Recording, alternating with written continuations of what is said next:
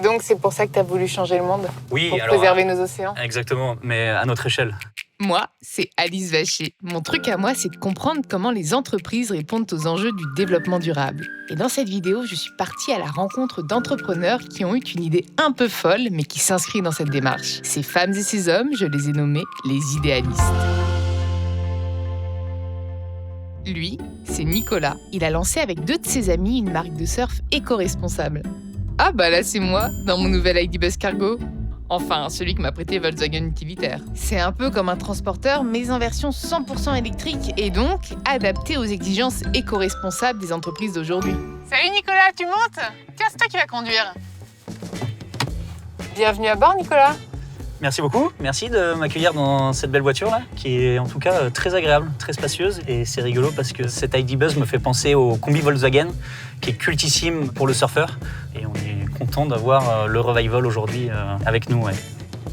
Je te propose qu'on reparle du véhicule un peu après. J'aimerais comprendre la genèse de ton projet Nomad Surfing. Alors Nomad Surfing, c'est une entreprise que j'ai créée avec Basile et Thomas en 2017. Et on innove pour créer des produits surf et lifestyle qui contribuent à la protection de l'océan. Tu sais que l'ID Buzz de Volkswagen est une alternative durable puisque tout l'intérieur est éco-conçu un peu comme tes planches de surf. Ça, c'est fait en filet de pêche et en bouchon de plastique marin. Je pourrais complètement l'ajouter à mon catalogue. Tu pourrais même l'utiliser tous les jours, non? Franchement, ouais, carrément. Pour stocker des planches de surf, soit pour les surfer, soit pour livrer nos clients, je pense que c'est le véhicule qui s'y prête parfaitement. Ouais.